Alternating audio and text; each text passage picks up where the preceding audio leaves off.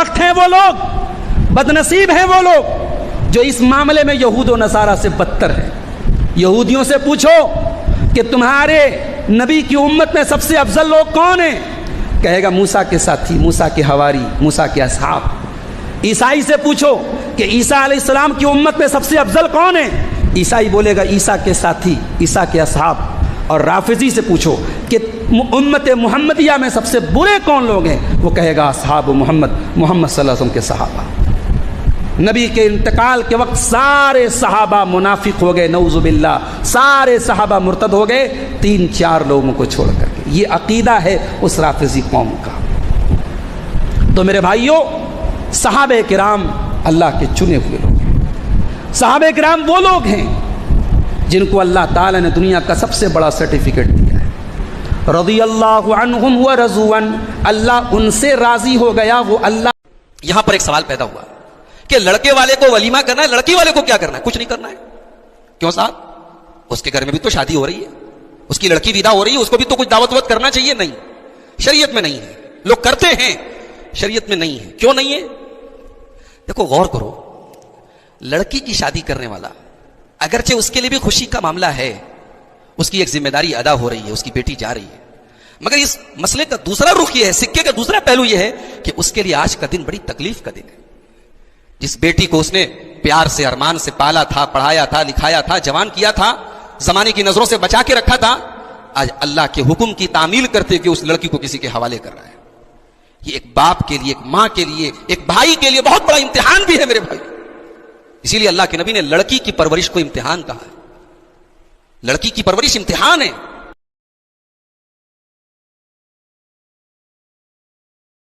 اے اہل حدیثو, شرم سے چلو بھر پانی میں ڈوب مرنا چاہیے ان لوگوں کو جو حضرت معاویہ کو گالی دینے والوں کی تقریریں اپنے واٹس ایپ کے اسٹیٹس پہ لگاتے ہیں. ایسے بیانات کو سنتے ہیں جو صحابہ کرام کو برا بھلا کہنے والا, حضرت معاویہ کو برا بھلا کہنے والا, حضرت عمرو بن عاص کو برا بھلا کہنے والا. ایسے بدتمیز اور بیہودہ لوگوں کے تقریروں اور ان کے بیانات کو اگر آپ اپنے موبائل کی زینت بناتے ہیں تو اللہ کی عدالت میں جواب دینے کے لیے تیار رہنا. وَنُبْغِضُ مَن يُبْغِضُهُ, یہ ہمارا عقیدہ ہے. جو صحابہ سے بغض رکھے, وَبِغَيْرِ الْخَيْرِ يَذْكُرْهُمْ, جو صحابہ کا ذکر غلط انداز میں کرے, ہم اس سے بغض رکھتے ہیں. کیوں؟ کیونکہ صحابہ کی محبت دین ہے, ایمان ہے, احسان ہے, اور صحابہ سے بغض رکھنا یہ کفر ہے, نفاق ہے, سرکشی. ہمارے یہاں تو صاحب کوئی نماز میں بہت اچھا ہے تو صاحب اللہ کے دین میں خرچ کرنے کے معاملے میں بڑا کنجوس ہے, بڑا بخیل ہے, کروڑ پتی ہے, ارب پتی ہے, اور اللہ کے راہ میں خرچ کرنے کی بات آئے تو صاحب جان نکلتی ہے. جبکہ معلوم ہے کہ یہ سب کچھ یہیں چھوڑ کے جانا ہے. قبر میں آپ کی بلڈنگ نہ آپ کے ساتھ جائے گی, نہ پراپرٹی آپ کے ساتھ جائے گی, نہ عورتوں کے زیورات آپ لے کے جائیں گے, خالی ہاتھ جائیں گے. اور یہ بھی نہیں معلوم کہ موت کب آئے گی, کون سی بیماری کا بہانہ لے کر آئے گی, ہارٹ اٹیک کی شکل میں آئے گی, کہ کینسر کی شکل میں آئے گی, کہ ٹی بی کی شکل میں آئے گی, اپنے شہر میں مریں گے, کہ ہاسپٹل میں مریں گے, کہ پردیس میں مریں گے, نہیں معلوم میرے بھائی, نہیں معلوم. احمد آباد کے پلین کریش میں مرنے والوں کو نہیں معلوم تھا کہ لندن کے بجائے ملک الموت کے پاس وہ چلے جائیں گے, اللہ کے پاس چلے جائیں گے, نہیں معلوم تھا. اور اگر 2 منٹ کے لیے مان بھی لو کہ صاحب وہ تو پلین میں گئے تھے, حادثہ لکھا ہوا تھا, اس ہاسپٹل کی, اس ہاسٹل کی بلڈنگ کا آپ کیا کریں گے جہاں وہ میڈیکل کے اسٹوڈنٹ بیچارے کھانا کھا رہے تھے, میس میں ان کی موت لکھی تھی وہاں پہ. دوسری چیز جس کی وجہ سے ہمارے دل سخت ہوتے ہیں, دنیا کی محبت. ہائے دنیا, ہائے دنیا, زندگی کی ساری پلاننگ دنیا کے لیے, آخرت کی کوئی فکر نہیں ہے. جس کا دل ایسا ہو جائے اس کا دل سخت ہو جاتا ہے. اللہ نے قرآن میں فرمایا, ان الذین لا یرجون لقاءنا ورضوا بالحیات الدنیا واطمأنوا بها, میرے وہ بندے جو آخرت کی امید نہیں رکھتے, جن کو یہ امید نہیں ہے کہ کل اللہ کو حساب دینا ہے, اللہ کے سامنے کھڑا ہونا ہے, یہ وہ لوگ ہیں جو دنیا کی زندگی پر راضی ہو گئے. اسلام یہ نہیں کہتا ہے کہ آپ دنیا میں مت رہو, دنیا کی زندگی سے بھاگو, نہیں, رہنا ہے, لیکن اسی کو سب کچھ سمجھنا, اسی پر راضی ہو جانا, اسی پر مطمئن ہو جانا, اسی سے سیٹسفائیڈ ہو جانا, یہ ایمان والے کی صفت نہیں, یہ آخرت کے منکر کی صفت ہے.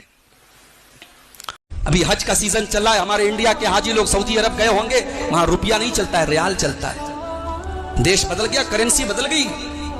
ہاں روپیہ آپ لے کے جائیں گے, انڈین روپیز لے کے جائیں گے, INR لے کے جائیں گے, نہیں چلے گا. وہ کہے گا صاحب سعودی عرب کا ریال لائیے, آپ کرنسی چینج ہو گئی. قیامت کے دن کی کرنسی کیا ہوگی؟ اللہ کے پیارے نبی فرماتے ہیں قیامت کے دن کی کرنسی مال نہیں ہوگا, قیامت کے دن کی کرنسی زمین نہیں ہوگی, قیامت کے دن کی کرنسی آپ کی نیکیاں ہوں گی اور آپ کے گناہ ہوں گے. جتنے لوگوں کا آپ نے حق مارا ہے, جس کی زمین کو ہڑپا ہے, جس کی جائیداد کو ہڑپا ہے, جس کا حق آپ نے مارا ہے, اس کی آپ کی نیکیاں اس کو دے دی جائیں گی. روزہ کوئی لے کے چلا گیا, نماز کوئی لے کے چلا گیا, روزہ صدقہ زکات خیرات کوئی لے کے چلا گیا, اور اس کے بعد بھی اگر حقداروں کی لائن لگی ہے, اللہ کے نبی فرماتے ہیں فَإِن فَنِيَتْ حَسَنَاتُهُ, اگر نیکیاں ختم ہو جائیں گی اور ابھی بھی حقدار بچے ہوئے ہیں, ان کے گناہ اس انسان کے اوپر اللہ. آپ سبھی سے میری درخواست ہے, آپ میرے چینل کو سبسکرائب کریں, ویڈیو لائک کریں اور زیادہ سے زیادہ شیئر کریں اور اپنے کومنٹس ضرور دیں. جزاک اللہ خیر.